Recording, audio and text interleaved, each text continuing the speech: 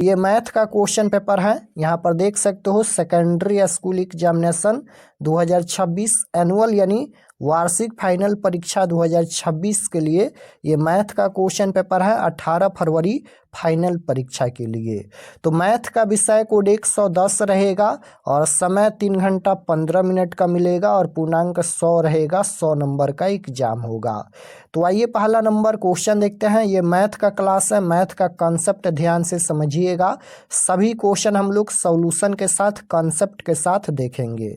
तो first question यहाँ पर पूछा गया है, निम्नलिखित में से किस द्विघात बहुपद के शून्यक -2 और 10 हैं। बताना है कि निम्नलिखित में से किस द्विघात बहुपद के शून्यक -2 और 10 हैं। यहाँ पर ये शून्यक दिया गया है अल्फा प्लस बीटा और अल्फा इंटू बीटा का वैल्यू नहीं दिया गया है, शून्यक दिया गया है। तो ये पहला शून्यक अल्फा है और ये दूसरा शून्यक बीटा है। तो अल्फा और बीटा का वैल्यू दिया गया है तो हम लोग अल्फा प्लस बीटा और अल्फा इंटू बीटा का वैल्यू निकाल लेते हैं। तो यहाँ पर अल्फा प्लस बीटा, तो यहाँ पर देखिएगा अल्फा का वैल्यू -2 है और प्लस में बीटा का वैल्यू 10 है। तो यहाँ पर -2 और प्लस 10 है तो यहाँ पर ये प्लस का 8 हो जाएगा। उसके बाद यहाँ पर अल्फ़ा इंटू बीटा, तो अल्फ़ा का वैल्यू -2 है और गुना बीटा का वैल्यू यहाँ पर 10 है। तो गुना करेंगे तो ये -20 हो जाएगा। अब यहाँ पर द्विघात बहुपद हम लोग निकालेंगे। तो द्विघात बहुपद का फार्मूला क्या होता है, तो x square minus alpha plus beta into में एक्स और प्लस में अल्फ़ा इंटू बीटा, ये द्विघात बहुपद का फार्मूला होता है। तो एक्स स्क्वायर है तो एक्स स्क्वायर और माइनस अल्फ़ा प्लस बीटा का वैल्यू यहाँ पर 8 दिया गया है तो 8 हो जाएगा 8, और यहाँ पर x है गुना करेंगे तो ये 8x हो जाएगा और प्लस है तो प्लस। उसके बाद अल्फ़ा इंटू बीटा का वैल्यू यहाँ पर अभी हम लोग -20 निकाले हैं तो यहाँ पर माइनस है और यहाँ पर प्लस है तो प्लस माइनस माइनस हो जाएगा। तो यहाँ पर -20 हम लोग लिख देते हैं तो -20, यही इसका आंसर हो जाएगा। कहाँ पर दिया गया है, तो x square -8x -20 option number b में दिया गया है। ऑप्शन नंबर बी बिल्कुल राइट आंसर हो जाएगा। एक्स स्क्वायर -8x -20 इसका करेक्ट आंसर होगा। और ये क्वेश्चन सब्जेक्टिव में भी पूछा जा सकता है। क्वेश्चन नंबर 2 की ओर चलते हैं। 2 नंबर क्वेश्चन यहाँ पर पूछा गया है कि किसी पूर्णांक m के लिए सम संख्या का रूप है। किसी पूर्णांक m के लिए सम संख्या का रूप पूछा गया है। तो सभी ऑप्शन में देखिएगा तो m दिया गया है। m के जगह पर हम लोग कोई भी संख्या रखते हैं तो हमेशा वह सम संख्या के रूप में आना चाहिए। तो चेक कर लेते हैं यहाँ पर। अब यहाँ पर देखिएगा m+2 है तो अगर हम लोग m के जगह पर 1 रखेंगे तो 1 प्लस में यहाँ पर 2 बराबर में ये हो जाएगा 3। ये 3 पहले ही ख़त्म हो गया क्योंकि ये 3 सम संख्या नहीं है, यहाँ पर सम संख्या का रूप पूछा गया है। तो ये ऑप्शन गलत है। बी ऑप्शन को चेक कर लेते हैं यहाँ पर। तो यहाँ पर 2 गुना m के जगह पर 1 रखेंगे और प्लस में 1 है तो 2 गुना 1 करेंगे तो 2 हो जाएगा, प्लस में 1 यहाँ पर भी 3 हो जाएगा, ये भी नहीं होगा। उसके बाद यहाँ पर 2m है तो 2 गुना m के जगह पर 1, यहाँ पर 2 आएगा। उसके बाद यहाँ पर 2 भी रखेंगे तो 2 दूना 4, 3 रखेंगे तो 3 दूना 6, यानी ये हमेशा सम संख्या के रूप में आएगा। इसलिए इसका right answer option number c हो जाएगा। यहाँ पर 2m जो है वह सम संख्या का रूप है। यहाँ पर m के जगह पर कोई भी संख्या रखिए, 1 2 3 4 5 कोई भी संख्या रखेंगे तो ये हमेशा सम संख्या के रूप में आएगा। इसलिए इसका राइट आंसर सी हो जाएगा 2m। क्वेश्चन नंबर 3 की ओर चलते हैं। 3 नंबर क्वेश्चन देखिएगा यहाँ पर पूछा गया है। 3 नंबर क्वेश्चन है कि 21 सेंटीमीटर त्रिज्या वाले वृत्त के उस चाप की लंबाई क्या होगी जो वृत्त के केंद्र पर 60 डिग्री का कोण अंतरित करता है। यहाँ पर चाप की लंबाई पूछा गया है। तो चाप की लंबाई का फार्मूला क्या होता है, θ/360 2πr होता है। फार्मूला आपको याद होना चाहिए। त्रिज्याखंड का क्षेत्रफल होता है θ/360 πr², और यहाँ पर चाप की लंबाई होता है θ/360 2πr। तो यहाँ पर लिखेंगे थीटा का यहाँ पर 60 डिग्री दिया गया है तो 60 डिग्री बट्टा में यहाँ पर 360 डिग्री और यहाँ पर गुना 2 पाई आर। पाई का मान हो जाएगा 22/7 और आर का वैल्यू 21 सेंटीमीटर दिया गया है तो 21 हो जाएगा। 7 तिरका 21 हो जाएगा। अब यहाँ पर इसे कटाएंगे तो ये हो जाएगा 6। अब यहाँ पर इसे कटाएंगे तो 3 दूना 6, 2 हो जाएगा। 2 से 2 कट जाएगा, क्या बचेगा? सिर्फ 22 बचेगा। तो 22 इसका राइट आंसर होगा। ऑप्शन नंबर सी में दिया गया है 22 सेंटीमीटर इसका करेक्ट आंसर होगा। क्वेश्चन नंबर 4 देखिएगा, यहाँ पर पूछा गया है 4 नंबर क्वेश्चन है। यदि 6, 8, 9, x एन 13 का माध्य 10 हो तो x का मान क्या होगा? यहाँ पर x का वैल्यू पूछा गया है तो माध्य बराबर 10 दिया गया है तो 10 हो जाएगा। बराबर माध्य कैसे निकालते हैं? तो सभी संख्याओं को जोड़ेंगे और जितना संख्या है उतना से भाग देंगे। तो संख्याओं को जोड़ लेते हैं। 6 प्लस में यहाँ पर 8 प्लस में 9 और प्लस में यहाँ पर x और प्लस में यहाँ पर 13 और बट्टा में कुल संख्या कितना है? तो 1 2 3 4 5, 5 संख्या है तो 5 हो जाएगा। 10 लिखेंगे और बराबर में इसे जोड़ेंगे तो कितना हो जाएगा? जोड़िए तो कितना हो रहा है यहाँ पर? 8 दूना 16, 1 17, 3 20, 10 30 और 30 6 36 हो जाएगा। तो यहाँ पर हो जाएगा 36 प्लस में x और बट्टा में 5। यहाँ पर गुना कीजिए तिरछा तिरछी, तो गुना करेंगे तो ये हो जाएगा 36 प्लस में x बराबर में 10 पचे 50 हो जाएगा। तो यहाँ पर x बराबर में 50 और ये प्लस का 36 है, इधर आएगा तो माइनस का 36। तो x बराबर में 50 में से 36 घटाएंगे तो 14 आएगा। 14 ऑप्शन नंबर बी में दिया गया है, राइट आंसर बी हो जाएगा। क्वेश्चन नंबर 5 यहाँ पर पूछा गया है। 5 नंबर क्वेश्चन है कि आंकड़े दिया गया है, इतना बड़ा आंकड़ा है और इसका परिसर बताना है कि इसका परिसर क्या होगा। तो परिसर कैसे निकालते हैं? याद रखिएगा, जब भी परिसर पूछा जाएगा तो सबसे बड़ी संख्या में से सबसे छोटी संख्या घटाते हैं। तो इनमें सबसे बड़ी संख्या कौन है? सबसे बड़ी संख्या देखिएगा तो यहाँ पर 46 है। तो 46 और माइनस सबसे छोटी संख्या कौन है? सबसे छोटी संख्या देखिए तो कौन है? सबसे छोटी संख्या यहाँ पर देखिएगा 6 है। तो ये हो जाएगा 6 घटाएंगे तो 40 होगा इसका आंसर। ऑप्शन नंबर डी में दिया गया है, राइट आंसर डी हो जाएगा। क्वेश्चन नंबर 6 की ओर चलते हैं। 6 नंबर क्वेश्चन है कि बिंदुओं 4, -1 का दूरी मूल बिंदु से होगा। यहाँ पर मूल बिंदु से दूरी बताना है। तो मूल बिंदु से दूरी पूछा जाएगा तो इसका फार्मूला होता है √x² प्लस में y²। बीच का दूरी नहीं पूछा गया है, यहाँ पर मूल बिंदु से दूरी पूछा गया है। तो √x² प्लस y²। अगर बीच का दूरी पूछा जाएगा तो बीच का दूरी का फार्मूला होता है √x2 - x1² plus y2 - y1²। तो यहाँ पर ये मूल बिंदु से दूरी पूछा गया है तो इसका फार्मूला यही होता है √x² प्लस y²। फार्मूला आपको याद होना चाहिए क्योंकि लगभग सभी क्वेश्चन फार्मूला पर ही आधारित हैं और परीक्षा में कई क्वेश्चन डायरेक्ट फार्मूला ही पूछ दिया जाता है। तो फार्मूला आपको याद होना चाहिए।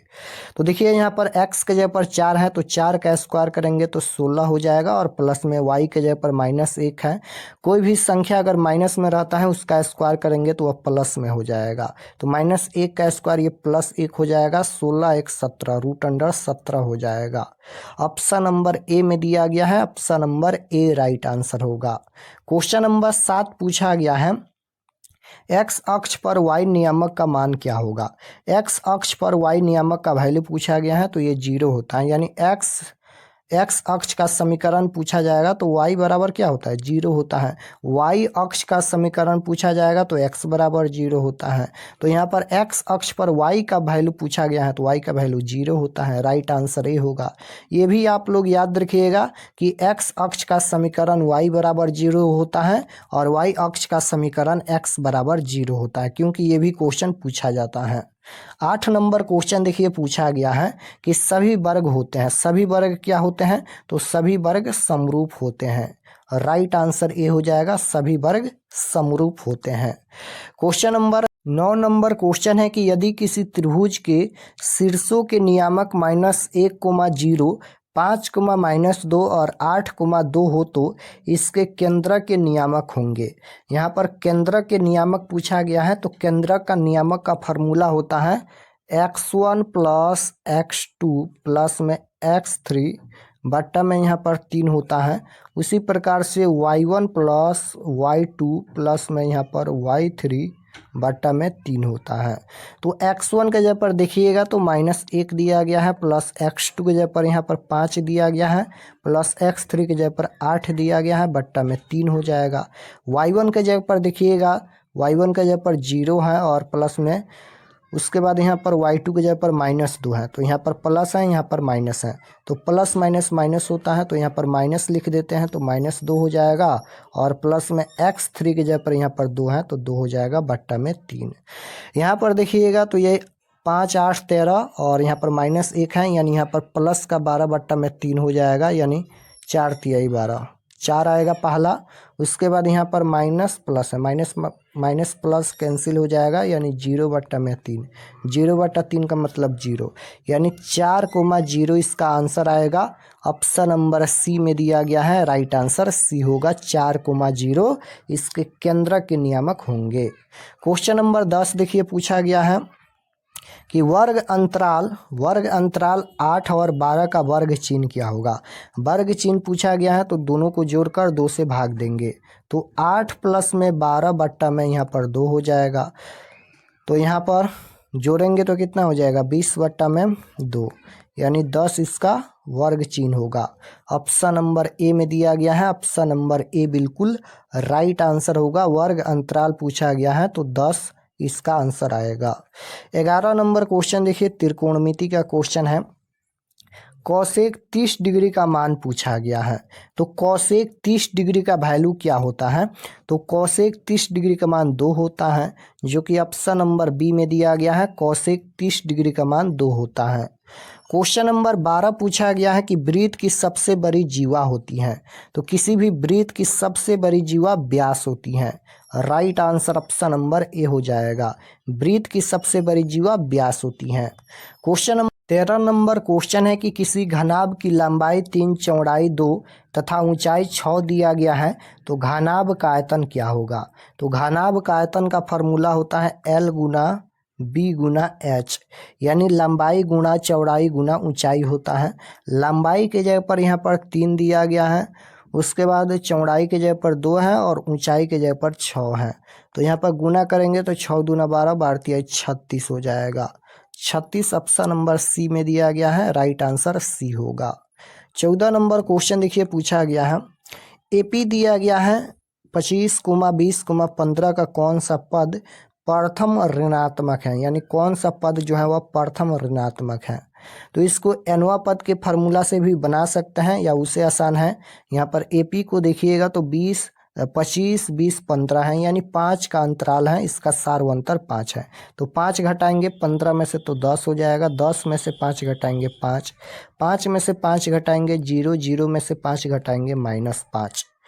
तो यहाँ पर प्रथम ऋणात्मक पूछा गया है, तो यही प्रथम ऋणात्मक है। और ये कौन सा पद है, तो 1 2 3 4 5 6 7, सातवां पद यहाँ पर प्रथम ऋणात्मक है, राइट आंसर बी हो जाएगा, सातवां पद प्रथम ऋणात्मक है।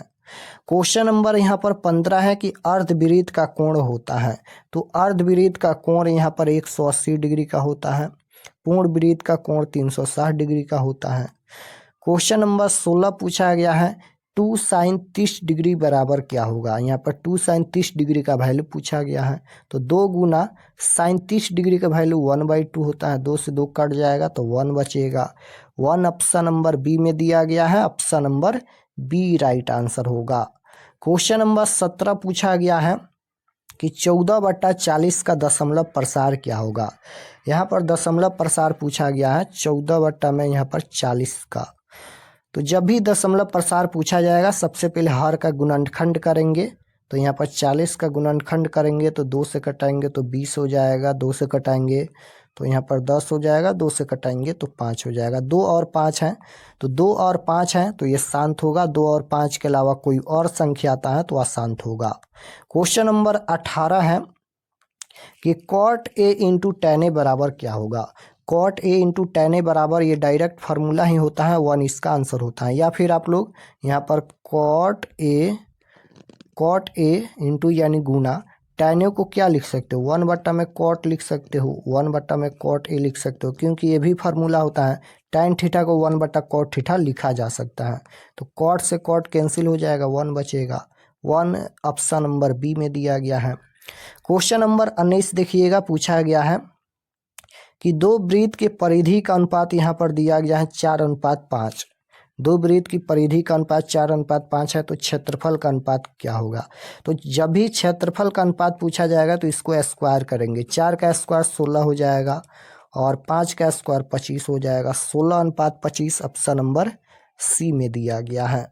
क्वेश्चन नंबर 20 पूछा गया है, आंकड़े दिया गया है, इसका बहुलक क्या होगा। बहुलक पूछा गया है तो बहुत ही सिंपल होता है, जो संख्या बार बार इसमें रिपीट हुआ है वही बहुलक होगा। तो इनमें सबसे ज़्यादा बार कौन सा संख्या रिपीट हुआ है, यानी सबसे ज़्यादा बार कौन आया है, तो 12। तो 12 इसका बहुलक होगा। ऑप्शन नंबर ए में दिया गया है, ऑप्शन नंबर ए राइट आंसर होगा। 21 नंबर क्वेश्चन यहाँ पर पूछा गया है, निम्न में किसका मान सबसे अधिक है। तो निम्न में किसका मान सबसे अधिक है। sin 60 डिग्री का वैल्यू होता है √3/2। cos 30 डिग्री का मान भी √3/2 होता है। sin 30 डिग्री का मान 1/2 होता है। cot 45 डिग्री का मान 1 होता है। तो सबसे ज़्यादा कौन है, सबसे बड़ा कौन है, यानी सबसे अधिक कौन है, 1 है, क्योंकि ये बट्टा में नहीं है, इसलिए यहाँ पर option number D right answer होगा। cot 45 डिग्री सबसे अधिक है। क्वेश्चन नंबर 22 पूछा गया है, एपी यहाँ पर ये 21, 18, 15 का कौन सा पद शून्य है, यानी कौन सा पद 0 है। तो इसी प्रकार से यहाँ पर कितना घट रहा है, 3 घट रहा है। तो 15 में से 3 घटाएंगे 12, 12 में से 3 घटाएंगे 9, 9 में से 3 घटाएंगे 6, 6 के बाद 3 आएगा, 3 में से 3 घटाएंगे 0, 0 आ गया। ये कौन सा पद है, तो 1 2 3 4 5 6 7 8, 8वां पद शून्य है। Right answer option number b हो जाएगा, 8वां पद शून्य है। 23 नंबर क्वेश्चन देखिए, पूछा गया है कि cot स्क्वायर 10 डिग्री माइनस का sec स्क्वायर 80 डिग्री, इसका आंसर हमेशा 0 आता है। cot 90 डिग्री माइनस थीटा के नहीं, यहाँ पर cot 90 डिग्री माइनस थीटा बराबर tan थीटा होता है, लेकिन यहाँ पर देखिएगा तो sec स्क्वायर 80 डिग्री दिया गया है। यहाँ पर ये sec नहीं होना चाहिए, sec नहीं होना चाहिए, यहाँ पर tan स्क्वायर 80 डिग्री होना चाहिए, तब जाके इसका आंसर 0 आएगा। Option number b right answer होगा, क्योंकि cot 90 डिग्री माइनस थीटा बराबर tan थीटा होता है। 90 में से 10 घटाएंगे तो 80 आ जाएगा, या फिर 90 में से 80 घटाएंगे तो 10 आ जाएगा। तो इसका आंसर 0 होता है, यहाँ पर sec नहीं होगा। यहाँ पर cot स्क्वायर 10 डिग्री और माइनस का यहाँ पर tan स्क्वायर 80 डिग्री होगा, तब यहाँ पर इसका आंसर 0 होगा, क्योंकि यहाँ पर 80 डिग्री का कोई फार्मूला ही नहीं होता है sec 80 डिग्री का। क्वेश्चन नंबर 24 देखिए, निम्न में कौन अभाज्य संख्या है। निम्न में कौन अभाज्य संख्या है। तो अभाज्य संख्या सिर्फ 1 से कटता है और अपने आप से कटता है। तो अभाज्य संख्या पूछा गया है, तो 69 यहाँ पर अभाज्य संख्या होगा ना, 69 ही होगा। क्वेश्चन नंबर 25 पूछा गया है कि बिंदु दिया गया है 2,3 स्थित है, यह कौन सा पाद में स्थित है। तो आप लोग ग्राफ याद रखिएगा, प्रथम पाद में क्या होता है, प्लस कुमा प्लस होता है। द्वितीय पाद या द्वितीय चतुर्थांश में माइनस प्लस होता है। तृतीय पाद में माइनस कुमा माइनस होता है, और चतुर्थ में क्या होता है, तो प्लस कुमा माइनस होता है। तो दोनों प्लस प्लस हैं, तो प्लस प्लस प्रथम में स्थित होता है। तो यह बिंदु प्रथम चतुर्थांश या प्रथम पाद में स्थित है। राइट आंसर ए होगा। 26 नंबर क्वेश्चन है कि समीकरण दिया गया है, इसके मूलों की प्रकृति बताना है। मूलों की प्रकृति बताने के लिए सबसे पहले तो आपको विवेचक बताना है, विवेचक निकालना होगा। तो विवेचक का फार्मूला होता है, इसको साइड में करते हैं यहाँ पर थोड़ा सा। तो समीकरण यहाँ पर दिया गया है मूलों की प्रकृति, तो सबसे पहले डी का वैल्यू निकालिए। तो डी बराबर फार्मूला होता है B square minus 4ac। B के जगह पर यहाँ पर 2 है, 2 का स्क्वायर 4 माइनस 4 गुना ए के जगह पर 1, सी के जगह पर 4 है। तो यहाँ पर हो जाएगा 4 माइनस 4 एकम 4, और यहाँ पर 4 चौका 16, घटाएंगे तो -12 हो जाएगा। अगर आप माइनस में आ गया, अगर संख्या अगर माइनस में आ गया तो उसका कोई वास्तविक मूल्य नहीं होगा, यानी वह अवास्तविक होगा। Right answer option number c हो जाएगा। अगर संख्या माइनस में आ गया तो उसका कोई वास्तविक मूल्य नहीं है, यानी वह अवास्तविक होगा। तो राइट आंसर सी होगा। क्वेश्चन नंबर 27 पूछा गया है यहाँ पर। 27 नंबर क्वेश्चन है, समानांतर श्रेणी दिया गया है 8, 10, 12 का 10वां पद क्या होगा। 10वां पद पूछा गया है। तो nवां पद का फार्मूला होता है n बराबर a plus n minus 1 into D, या फिर डायरेक्ट आप लोग a प्लस में 10वां पद पूछा गया है तो 9d लिख दीजिए, इससे भी निकल जाएगा, सबसे आसान है। a के जगह पर यहाँ पर 8 दिया गया है, 9 गुना d के जगह पर d होता है सार्वंतर। सार्वंतर कैसे निकालते हैं, तो दूसरे पद में से पहले पद को घटाते हैं। तो 10 में से 8 घटाएंगे तो 2 हो जाएगा, 8 प्लस में 9 दूना 18, और 18 और 8 को जोड़ेंगे तो कितना हो जाएगा, 18 को और 8 को जोड़ेंगे तो ये हो जाएगा 3 जाएगा तो ये 21 हो जाएगा, 21 और 5 26। राइट आंसर बी होगा। क्वेश्चन नंबर 28 पूछा गया है कि जब एपी के प्रथम पद 2 तथा सार्वंतर 3 है तो एपी के 3 पद होंगे। यहाँ पर एपी के प्रथम पद 2 यानी ए का वैल्यू 2 दिया गया है, सार्वंतर यहाँ पर डी का वैल्यू यहाँ पर 3 दिया गया है, तो एपी के 3 पद पूछा गया है, यानी A1, A2 और A3 पूछा गया है। A1 के जगह पर देखिए प्रथम पद होता है A1, A1 के जगह पर यहाँ पर पहले ही 2 दिया गया है। A2 निकालना है तो A2 बराबर फार्मूला होता है A प्लस में D, तो A के जगह पर यहाँ पर 2 है, D के जगह पर 3 है, 5 हो जाएगा A2। अब यहाँ पर A3 भी निकालना है क्योंकि A3 भी पूछा गया है, तो A3 का फार्मूला होता है यहाँ पर, A3 का फार्मूला होता है A प्लस में 2D होता है। तो ए के जगह पर देखिएगा तो 2 है, प्लस में यहाँ पर 2 और गुना डी, यानी 2 गुना डी के जगह पर 3 है तो 3 दूना 6, 6 और 2 8 हो जाएगा। यानी यहाँ पर A1 के जगह पर देखिए तो A1 के जगह पर 2 है, A2 के जगह पर 5 आया है और यहाँ पर A3 के जगह पर 8 आया है। तो यहाँ पर कितना इसका आंसर हो जाएगा, तो 2 कोमा A2 के जगह पर 5 है, A3 के जगह पर 8 है, तो 2,5,8 इसका आंसर आएगा। ऑप्शन नंबर बी में दिया गया है, option number b right answer होगा। क्वेश्चन नंबर 29 है कि कार्तीय तल में स्थित किसी बिंदु 6,4 के भुज का मान क्या होगा। भुज का मान पूछा गया है। तो पहला एक्स अक्ष के नियामक होता है, दूसरा वाई अक्ष के नियामक होता है। पहला भुज होता है, दूसरा कोटि होता है। भुज पूछा गया है तो पहला यानी 6 इसका आंसर हो जाएगा, option number c right answer हो जाएगा। दूसरा यहाँ पर एक कोटि होता है, कोटि का मान 4 है। क्वेश्चन नंबर 30 पूछा गया है कि दो समरूप त्रिभुज के क्षेत्रफल का अनुपात देखिएगा तो यहाँ पर 64:25 दिया गया है। उसके संगत भुजाओं का अनुपात क्या होगा। संगत भुजाओं का अनुपात जब भी पूछा जाएगा तो इस अनुपात में हम लोग रूट लगा देंगे, तो 64 अनुपात यहाँ पर 25 हो जाएगा। 64 का वर्गमूल कितना होता है, 8 अठाई 64, 8 होता है, 25 का 5 होता है, 8:5 इसका राइट आंसर होगा, ऑप्शन नंबर डी में दिया गया है।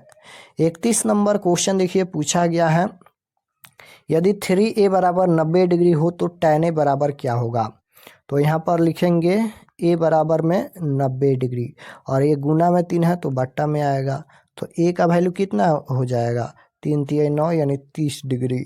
तो tan a का वैल्यू बताना है तो tan a के जगह पर हम लोग 30 डिग्री रख देंगे, तो tan 30 डिग्री का वैल्यू होता है 1/√3, ऑप्शन नंबर सी में दिया गया है। 32 नंबर क्वेश्चन है, रैखिक समीकरण युग्म का आलेख अगर समपाती रेखा हो तो हलों की संख्या कितना हल होगा। अगर समपाती होगा तो समपाती कब होता है, तो जब A1/A2 बराबर होता है B1/B2 और बराबर होता है C1/C2, यानी जब तीनों बराबर होता है तब समपाती होता है। और समपाती का अपरिमित रूप से अनेक हल होता है, यानी अनगिनत हल होगा, तो right answer option number D होगा, इसका अनगिनत हल होगा, अपरिमित रूप से अनगिनत हल होगा। क्वेश्चन नंबर 33 पूछा गया। 33 नंबर क्वेश्चन है कि दिए गए आंकड़े 1,0,5 का माध्य क्या होगा। माध्य पूछा गया है, तो माध्य कैसे निकालते हैं, तो सभी संख्याओं को जोड़कर जितना संख्या है उतना से भाग देते हैं। तो यहाँ पर 1 प्लस में 0 प्लस में 5 बट्टा में यहाँ पर संख्या कितना है 3 है, तो यहाँ पर 5 1 6, 6 बट्टा में 3, 3 दूना 6, इसका माध्य कितना होगा 2 होगा। 2 तो ऑप्शन में नहीं दिया गया है, इसका माध्य बिल्कुल 2 ही होगा। 5 1 6, 6 बट्टा में 3, 3 दूना 6, इसका माध्य 2 होगा, ऑप्शन में नहीं दिया गया है, इसका आंसर 2 होगा। क्वेश्चन नंबर 34 देखिए पूछा गया है, निम्नलिखित में किसका दशमलव प्रसार शांत है। शांत पूछा गया है, यानी 2 और 5 आना चाहिए, 2 और 5 के अलावा कोई और संख्या नहीं आना चाहिए हर के गुणनखंड में। 15 है, बट्टा में 15 है, इसमें 3 आ जाएगा, ये भी नहीं होगा। 8 यहाँ पर हो जाएगा, क्योंकि 8 का गुणनखंड करेंगे तो 4 2 दूना 4, 2 आता है।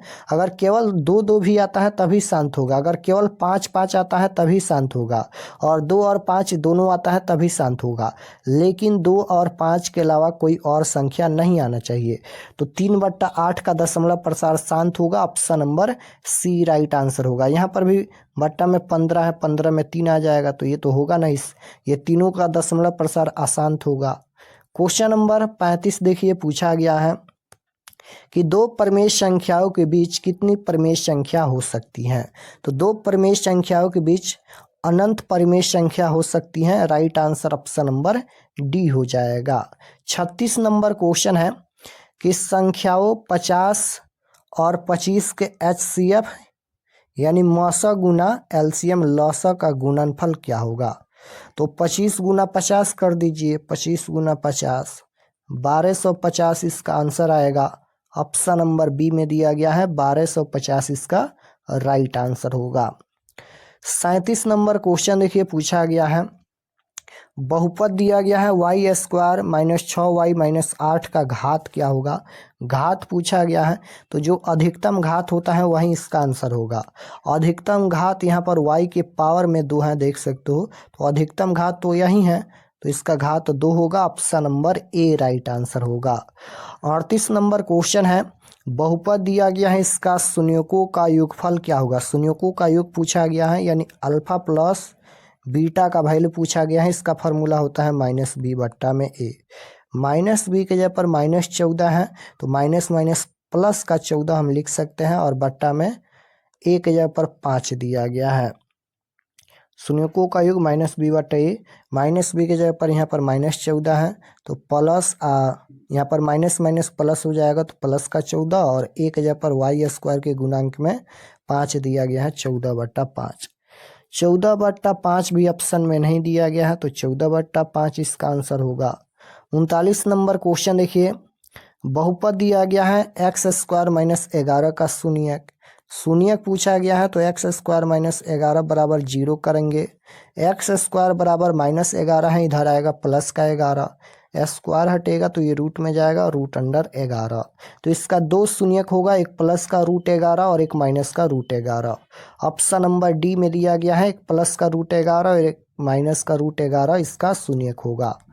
क्वेश्चन नंबर 40 देखिए, द्विघात बहुपद दिया गया है, यहाँ पर ये बहुपद है, y² है और प्लस में 3y है और प्लस में यहाँ पर 2 है, तो इसका शून्यकों का योग यानी अल्फा प्लस बीटा का वैल्यू ही पूछा गया है। इसका भी फार्मूला -b/a होता है। -b के जगह पर ये +3 है, प्लस माइनस माइनस होता है, तो -3। a के जगह पर y² के गुणांक में कुछ भी नहीं है, तो 1 लिख सकते हैं, तो -3/a का मतलब -3 ही होता है। -3 ऑप्शन नंबर डी में दिया गया है, right answer option number D होगा। क्वेश्चन नंबर 41 देखिएगा, पूछा गया है कि निम्नलिखित में से किस द्विघात बहुपद के शून्यकों का योग -4 तथा गुणनफल -5 है। क्या पूछा गया है, द्विघात बहुपद। बहुपद का फार्मूला क्या होता है, x² minus alpha plus beta into में x plus alpha into beta, ये फार्मूला होता है द्विघात बहुपद का। तो यहाँ पर x² है, तो x² होगा, और माइनस अल्फा प्लस बीटा शून्यकों का योगफल -4 है, तो ये माइनस है, और यहाँ पर भी माइनस है, माइनस माइनस ये प्लस का 4 हो जाएगा, माइनस माइनस यहाँ पर हम प्लस लिख देते हैं, प्लस का 4, और यहाँ पर x में गुना करेंगे तो 4x हो जाएगा और प्लस अल्फा इंटू बीटा का जो पर -5 है, तो यहाँ पर प्लस है, यहाँ पर माइनस है, तो यहाँ पर प्लस माइनस माइनस होता है तो माइनस लिख देते हैं, माइनस का यहाँ पर हो जाएगा 5। यही इसका आंसर होगा। कहाँ पर दिया गया है? ऑप्शन नंबर यहाँ पर डी में दिया गया है। राइट आंसर डी होगा, x² + 4x - 5। 42 नंबर क्वेश्चन है कि कौन रेखीय बहुपद व्यंजक है? तो रेखीय जिसका घात 1 है, ऑप्शन नंबर ए में ही दिया गया है। क्वेश्चन नंबर यहाँ पर 43 है, रैखिक समीकरण का घात 1 होता है, राइट आंसर सी होगा। 44 नंबर क्वेश्चन है, समीकरण दिया गया है, रैखिक समीकरण है, इसका निकाय क्या होगा चेक कर लेते हैं। a1/a2 = b1/b2 = c1/c2 के फार्मूला से। a1 के जगह पर 2 है, a2 के जगह पर यहाँ पर a2 के जगह पर 4 है, b1 के जगह पर 3 है, b2 के जगह पर 6 है, c1 के जगह पर 5 है, c2 के जगह पर 9 है।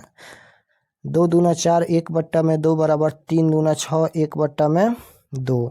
ये तो कटेगा नहीं तो 5/9 हो जाएगा।